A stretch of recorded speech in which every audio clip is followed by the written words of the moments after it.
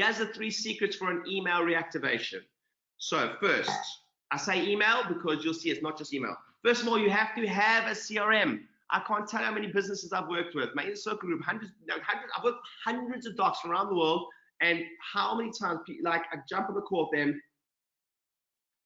and they don't have a customer relations management or email system. Most of the time, well, let me run through the whole list. Next, you don't just send an email to the entire email base. You also want to make sure you do something called list segmentation. Please write that down.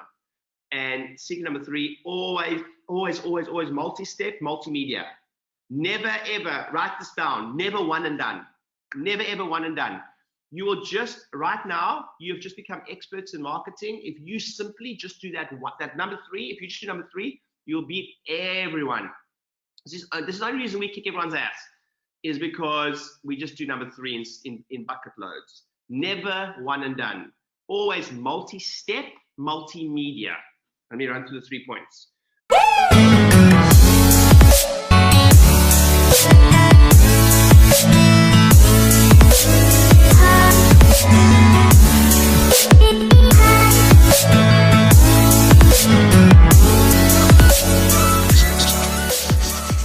First of all, you must have a CRM. Infusionsoft or MailChimp or Aweber or Drip or Constant Contact, many more. Your booking system normally isn't sufficient enough. Okay, normally it's not sufficient enough. Now, there are some great stuff out there. I'm just going to say normally it isn't sufficient enough. It's fantastic if you have a operating system at the front desk that has something called an API into Infusionsoft. We use Infusionsoft. Let me show you what a campaign looks like. Have a look at that, guys. This is actually my real campaign. I'm in the game, and my done for you clients, my agency clients, we literally just do the stuff for them at one level, okay? But I teach you everything anyway in my inner circle or my new patient avalanche. But you'll see, have a look at how robust this campaign is. So we have at the top here, I hope you can see my mouse. If you can see my mouse, I should make sure you can see my mouse on the screen. So Vanessa or Andrew Robson or Richard Power or Andrew Robson, would you just, or Gareth, would you just give me a hands up if you can see my mouse on the screen? Thanks, Gareth. Okay, awesome. So have a look. So these are series of emails that go out. Boom, boom, boom, boom. You can see the dates on there. Guys, listen, if you stick around to the end, I'll just give you the replay for this so you guys can model this. Email. Now, here's the thing. There's also, I'm jumping ahead of myself here, but there's also letters that are going out, and there's texts that are going out, and there's phone calls happening. That's what I mean, multimedia. Now, have a look at the bottom. This is a different side of the camera. Every single one of these, okay, begin reactivation, new lead client. For instance, look at the bottom here, new lead, booking sequence, which means within the email, write this down, always have a button in the email they can click on. Right? Our opt-in rate went through the roof. It's like, have you ever heard of the saying, curiosity killed the cat? They just can't help themselves. By the way, the button doesn't even have to go anywhere. So those of you that don't have operating systems that you can book online, it doesn't matter. The button can still say, book now. And then a thank you page comes up and goes, one of my team will get in touch if you don't have that option, right? We haven't had that option for one of our systems. We got across 8 sites, etc. But those of you do, amazing. You're going to get new clients straight away. But we just have a thank you page and we get in touch with them. So just to show you how robust this is and how much we teach this stuff is once someone enters that sequence, if I clicked on this, it would have another whole sequence like this, right? Call back. If I didn't, for instance, if they booked, yes, I want to come in for an appointment, but I didn't get hold of them on the phone, we have a callback sequence, boom. And then if that doesn't work, we've got a not booked sequence. Okay, if I clicked on that, another whole campaign would come up like that. We have a text sequence, and we have another text sequence for follow-up. How many of you guys think that's pretty cool, right? Guys, is this helpful? Is this helpful to see this stuff? Give me a hands up if this is helpful. Is this helpful? Thanks, Amelia. Thank you. Michael, Emily, Peter Townsend, awesome. This is just how we run our business, right? I'm in the game. You just get those of my inner circle group just get everything we give. We do to run our business. Next, number two, list segmentation. Please understand this. When I say list segmentation, if I ask someone, did it work or whatever, and they're like, yeah, and I'm like, what did you do? And they're like, oh, we just sent an email to everyone list. I'm like, Well, that sucks because not everyone, there's three, I'm going to have to put my camera on here for a second. So there are, guys, you're going to have to bear with me. We're going to go a bit longer than I thought, but if you can see me, have a look. There are three things when it comes to any marketing campaign. We have message, we have market, we have media. We have message, market, media, right? The message changes according to the market. For instance, if someone has been with you for a long time, your message to a client that spent over $2,000 or been a loyal client of you for a long time is completely different for someone who decided not to take up care at all. That's what I mean. The messaging is different. The email that goes out to people who have spent a lot of money with you or loyal clients is completely different message to the email that should go out to people who decide never to take up care. Should they both be getting emails? Totally, they should be both getting emails or not. But they certainly shouldn't be the same mixed message, right? You've even got a difference between an email that goes out to a loyal client who's still under care and a loyal client who's no longer under care. They've been a loyal client for years, but no longer under care. That's different messaging, right? So you've got the messaging changes to the market, but not only that, someone that spent over $2,000 with you, you can totally justify, and you should justify, the media changes. So should you send letters? Should you send some gifts in the post if it's their birthday and they spent $10,000, been with you for years and they're long? Yeah, of course you should. But you see how even the media changes. Now, if someone came to a day one, day two, and let's say they decided not to take up care, you may not want to send them something in their post because they're not as committed as some of your other clients. You guys understand, yes? I hope this is helpful. So that's when we talk about message, market, media. Okay, great. So stay with me here. So not all lists are made the same. So let me give you an example. If we're doing a reactivation campaign, we may segment the list something like this. Please write this down. Well, first of all, there's three broad groups of any list. So you sit down, you're going to do your campaign. You're going to decide what are we going to do for our active clients, if anything. Probably the biggest sin we make in all our businesses, none of us do enough for them. Here's someone that's trusted you, their care, etc.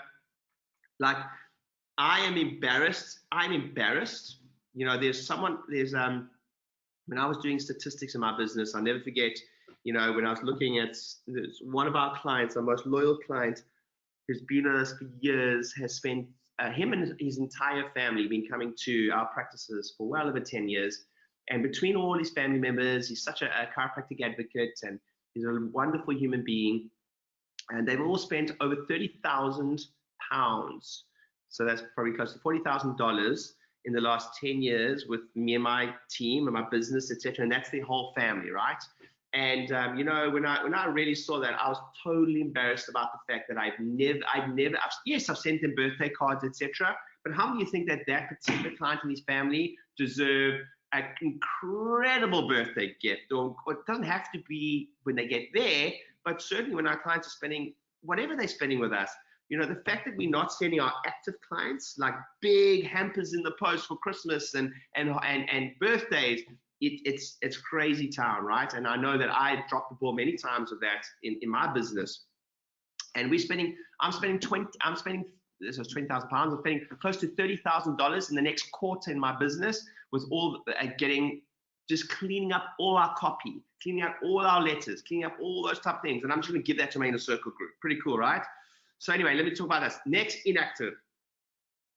So inactive has also got two segments, at least.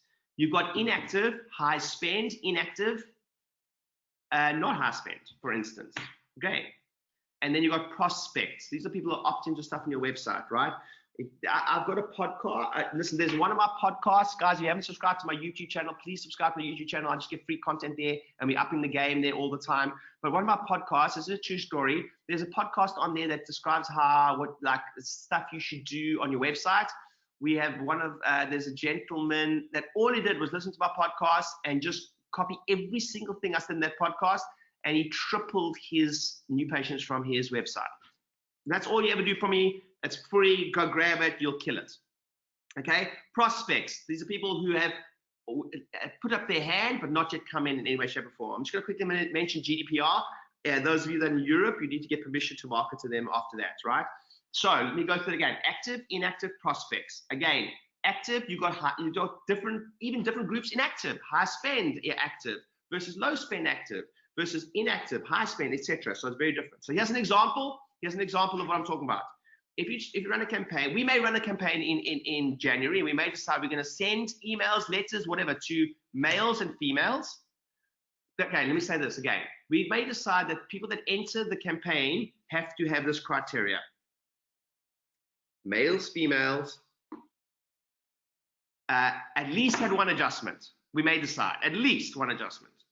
Older than 20 years of age, because you don't want to be sending, it's like a bit weird to be sending letters and stuff like that to people who are like 12 years old and stuff, who haven't been in to see us for 12 weeks. So we will classify an inactive client as someone who hasn't been adjusted for 3 months, potentially. But that changes. Your practice might be different. So you just decide what is the definition of inactive. Also, we might go back 18 months. Might go back, so haven't been in for 3 months, but and has seen us in the last 18 months. That might be correct. Or you may say ever. Also, big ninja tip. If all you did was this, I promise you right now this is worth I promise you right now, just as one tip over time is worth 6 figures for you.